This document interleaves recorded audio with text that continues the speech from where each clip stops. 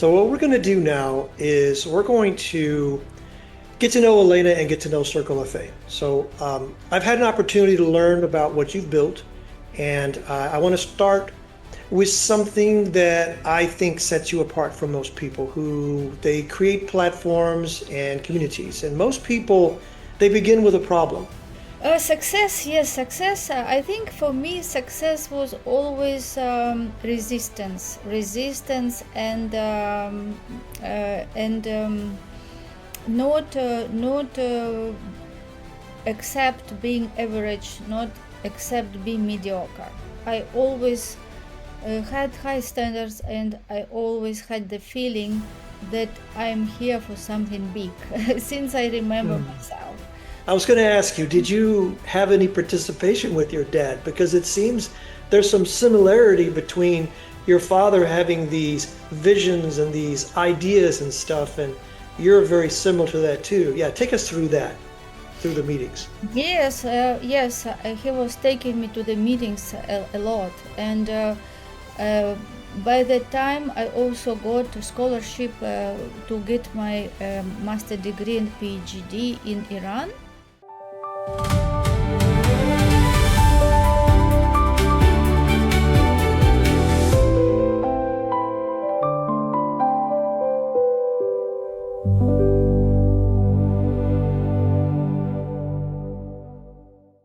Hello, welcome to the Circle of Fame. Hi, Vangelis. Hello, Elena. So what we're going to do now is we're going to get to know Elena and get to know Circle of Fame. So I've had an opportunity to learn about what you've built, and I want to start with something that I think sets you apart from most people who they create platforms and communities. And most people, they begin with a problem. But I noticed you began with what's possible. What can we create here? It's a destination worth moving toward. And before we get into all the specifics of what you have created, I'd like to understand what you saw and why it felt so worth building.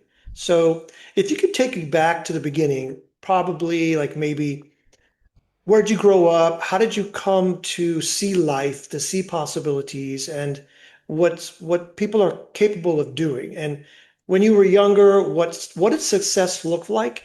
You probably had a definition, and maybe it was a definition that other people gave you. So when did you create your own definition of success, and what happened to make that happen? So just start with that, and let's take us on a journey, Elena. Oh, yes, it is a very interesting question, and you started so far, right? So far, like in past from now. Success, yes, success. I think for me, success was always resistance, and not accept being average, not accept being mediocre.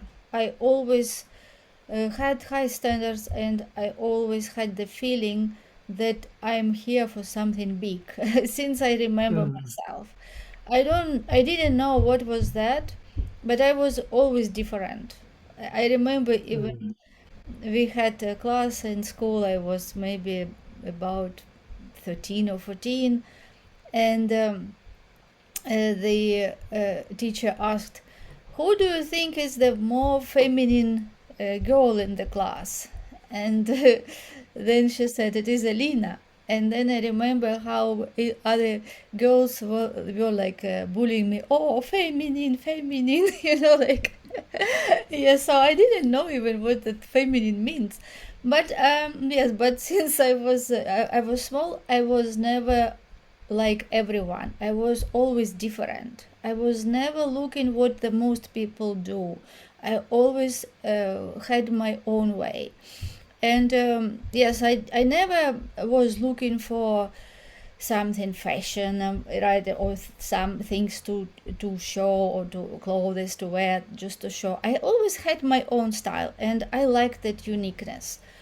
And also, I was fortunate to have my father, who was very smart man, and who was has very high level of integrity.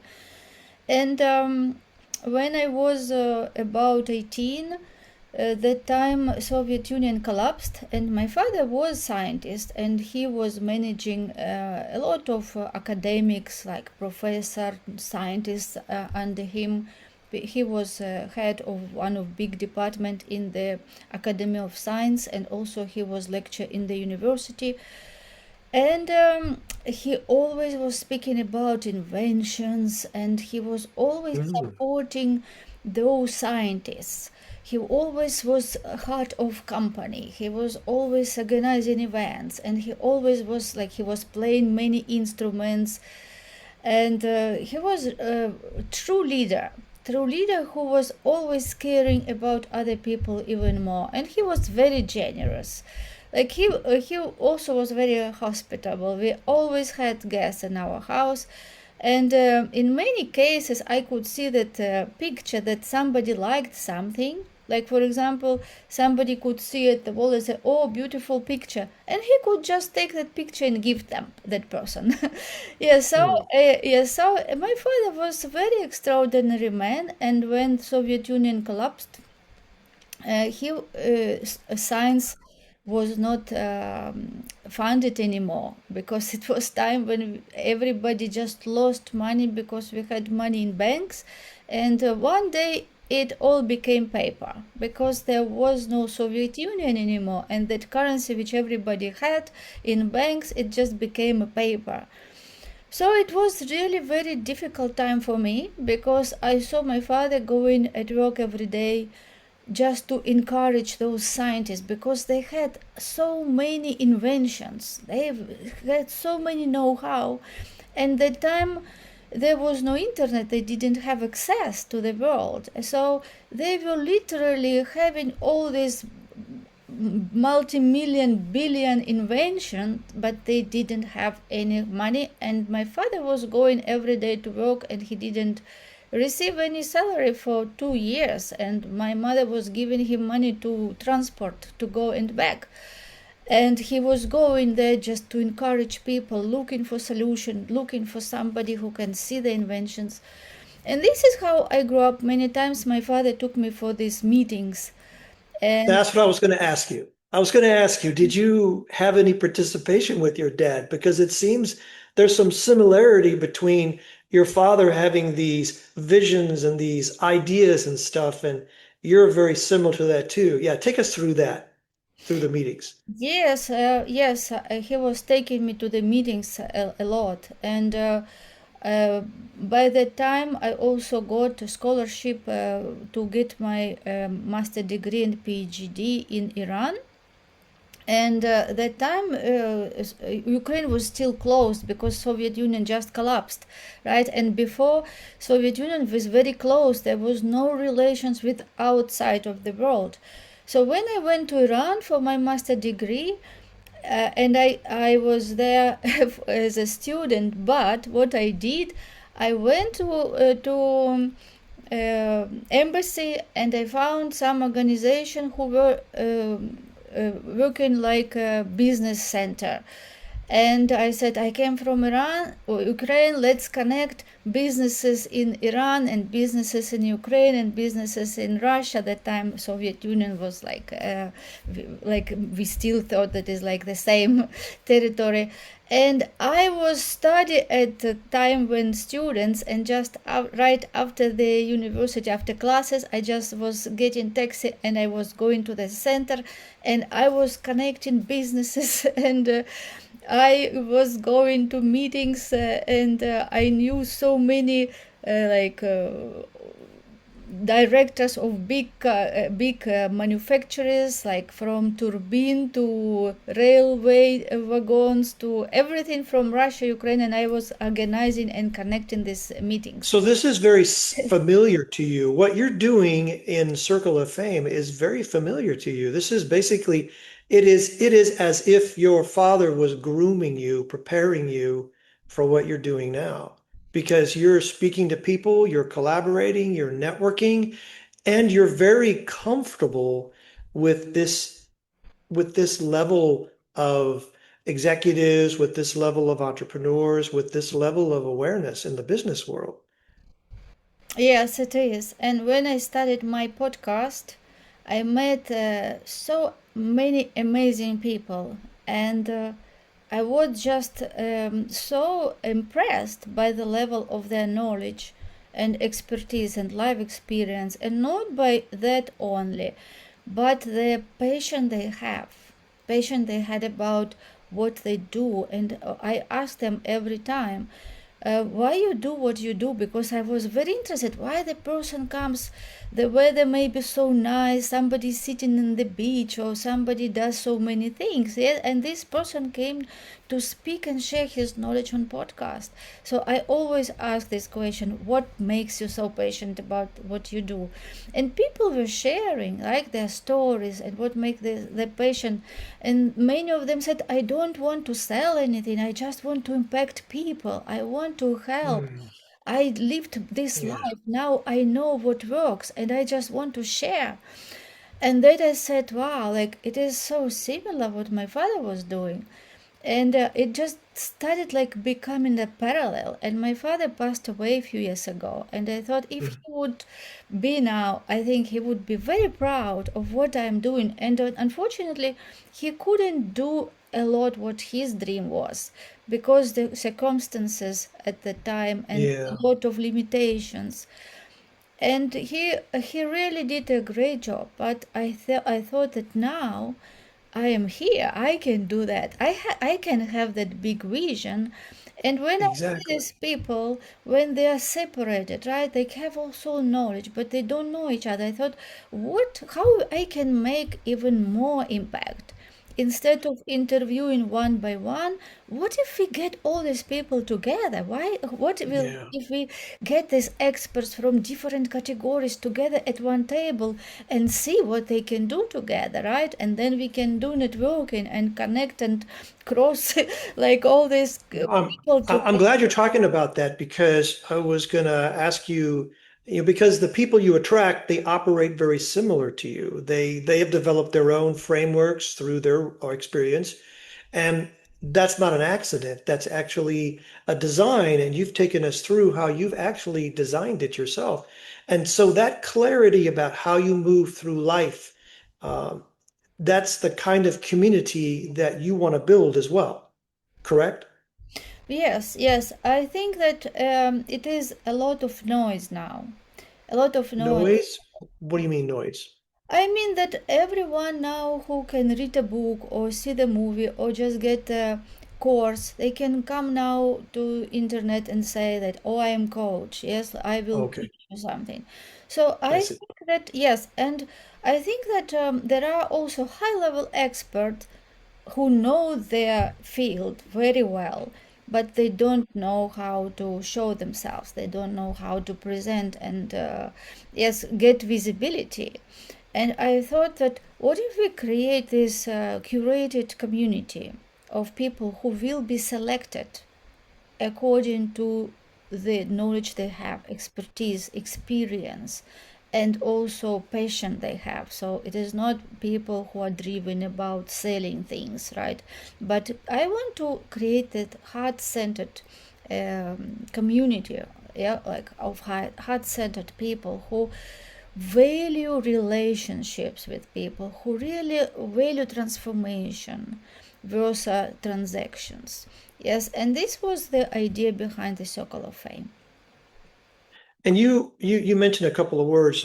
It's more than just visibility, because what you're also creating is a place for high-level experts that are forward-thinking to come together with other people that are very like-minded, and in the way that they're already successful, but they're looking for a way to actually communicate with other successful people and collaborate on how they can just expand what they've already created. So you're building that right now. Exactly. Yes, exactly. The Circle of Fame is a curated community of high-level experts, and the value is the proximity. Because a lot of successful people, they can be very lonely.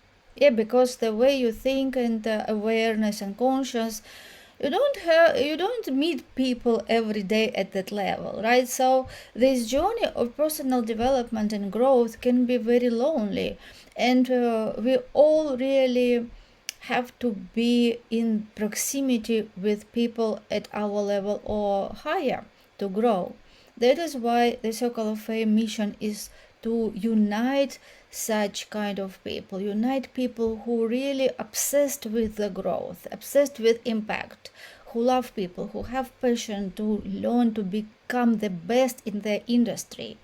And this is Right. how we say that we want to select people, so everyone who joins the Circle of Fame, they will know that they are in the place and space there where they can trust and where they can have that high level proximity from one hand, and from another hand, people who will listen to these experts, they will also know that if they put their time to listen to these experts, that they will get the best expertise and the best guidance that they can just find in the internet. And that the word guidance and stuff is very critical because it's more than just information content. It is like a workshop. When you listen and tune in, you can actually take the information that you hear and that's shared and actually assimilate it and apply it to your life. So it's more than just tell us about your life and your book. It's actually what did you do to make those changes in your life so that you are where you are today. And then other people can say, yeah, that's very similar to where I am. How did you get to where you are today? And so now there's like an approach that they can actually follow and evolve in their lives so that they can have the same idea of, well, what's my definition of success, like you did. You decided things very early on. This is me. I'm comfortable with being me, unique. And then you went and started pursuing your dreams and your desires. Yes, it is so true that you said. Yes, we want people to find at our platform, I mean, the audience who are entrepreneurs, driven, ambitious, who want to achieve big goals. We want to respect their time, right? So when we Yes, do panel discussion, we want it to be really practical, that people can listen 5 minutes, 10 minutes, and they can know how they can implement this knowledge. So it is not just generic knowledge to discuss or philosophy. It is exactly curated for driven entrepreneurs who value their time and who can come to panel discussion and find answers to their questions. exactly. And this process of curation, it's like a multi-step. You do a podcast where you get to know people, and then you also have many of these events that you attend where different businesses and business people work together. So tell us about that process that you go and find. How do you attract people? How does that work for you, Elena? I think that I attract people by just having my energy. Yes, when you have big vision, you know what you are creating, and you are at that energy operate not from your current reality, but from that picture, from that vision. And yes, it is not even how to do that. It is just to know what you want. Yeah, so when you want, you know what you want, and you operate at that frequency, and you keep this image in your mind, according to the law of perpetual transmutation of energy, this idea must take physical form. So it is not even up to us how things happen. It is just to hold that energy and be there and take necessary steps. Because when you create that your reality using your imagination and other mental faculties, you let the universe do its job, right? So it is not like I will do myself. In many cases, I surrender. I surrender it. I just let it go, and I just know it is trust. Very important.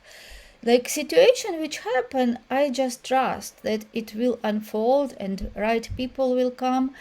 And recently it happens exactly that this way. I don't even know. I don't put much efforts to connect with somebody. These people just find me. They come to my podcast, or I can meet them in different events, and people come and asking what I do, and then come with offers to collaboration, about collaboration. Yeah, so it is very interesting how everything get physical form, and according to But the laws, it is totally effortless from my side. I think it's also important that people realize this is now in your part of your life because you did a lot of work before. See, and that's what I want to make sure people understand. You did a lot of work on the front part.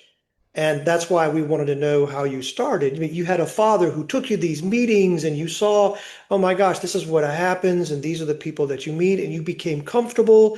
You did a lot of your own preparation and work. And then because of that preparation and work, now what's coming into your life, it seems like it's effortless, but that's because you did a lot of work. So I don't want you to discount all that you did because that's one of the reasons people want to subscribe to what you're doing and watch your podcasts and your panel discussions because those are the key points that people want to see. Well, how did you do this? Because I'm doing these activities. Yeah, but what you just clearly stated, it's more than just the activities. It's the energy you're offering people. Well, how do I get that energy? That's why we talk about these different topics, because all these different things require you to do work on yourself, and then you increase that energy that you offer people. So you've just gone through it beautifully, Elena. Yes, You're on mute. yes, I want to tell that effortless doesn't mean that I just sitting in the sofa and doing Exactly. nothing. That's what I wanted people to realize. When you say effortless, it's like I did all this work that makes this effortless. Yes, Okay. it is And different. all this work is what we talk about in the panels Mhm. and in the podcasts so that this starts becoming that way. Yes, in order to get something, you have to work. Yes, you have to work hard, and I work hard. But when I speak effortless, it means that I don't chase things. I don't Hmm. chase things. I know what I want and I do what I have to do. But yes, I do every day a lot. Sometimes I work for hours because I am very passionate about what I want and I don't even understand how time flies. And I want to get everything at very high level, right? Just really create that value for people. And it takes efforts, of course, and it takes time, and it is hard work, especially in the beginning when you're just creating everything and Yes. creating that momentum. But when I speak effortless, it means that I do my steps and the rest becomes effortless. Yes, it means Yes. that I don't worry or I don't chase. I just creating these like steps, like create these rooms, different rooms, right? And then everything get filled, right? Like it is, I don't worry where these people will come. It is just coming effortless. When I say it is like, again, you just surrender, and I just feel like it is like invisible hand is just getting everything. But of course I do my work, and I embrace challenges. Yes, I embrace challenges, and I consider every challenge as the opportunity, right? So it is effortless from one side, but it is also hard work. But the important thing is that when you do something that you really love, what you're very passionate about, the work is not a work, right? Like you can look like you work hard, but you don't feel that you work hard because you just do what you love to do. So it is like, yes, like love what you do and you will never have to work because your work becomes your hobby. So this Yeah. is why I And, say and you said something earlier also, I don't worry. Okay, so part of effortless is you do not spend your energy on worrying about unknowns or uncertainty. Because see, a lot of people, when they're worrying about things, they're actually producing negative planning, and so if you just focus on what you really want and the possibilities, then all your energy goes towards that. That's part of what you were saying earlier about effortless. I'm not worrying about these things. I just trust and go forward. So that's a great definition of effortless that you gave. yes, this is very important. Trust. Yes, trust to yourself and trust Yes. that things will unfold in your favor. Trust is very important because when you trust, this is how you surrender, and then when you expect things which you want to happen. And this is exactly how we create our reality by using Hmm. our high mental faculties.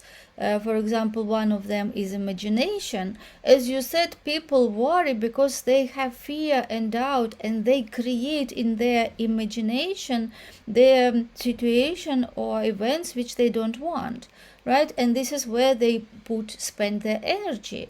What I learned from Bob Proctor and other mentors, that our biggest asset is not money, but our biggest asset is our mind. And when we understand the power of our imagination, then we can use it the right way. It means that instead of thinking about what we don't want, I train my Yes. mind to only think about what I want, and I Right. expect it to happen the way I see.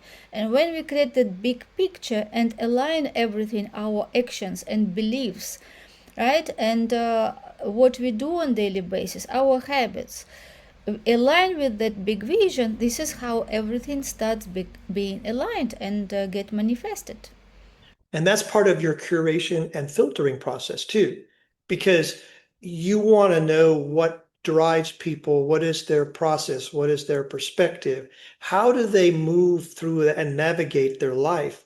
And if they navigate it by everything's a possibility, everything's an opportunity, and it's more than just positive thinking, because some people they'll do their affirmations, but they don't believe any of them. They're hoping, but they don't believe. But it's when you really are certain about the things that you want, certain about what your vision is. And so you're attracting people that have a similar idea and focus so that all of these proximity, you used the word, it's the proximity of all these experts coming together that then they can share, well, how do you see this? What would you see in this? How do you view that? How would you work around this? So, and work through it. So that's part of your curation process, I would imagine.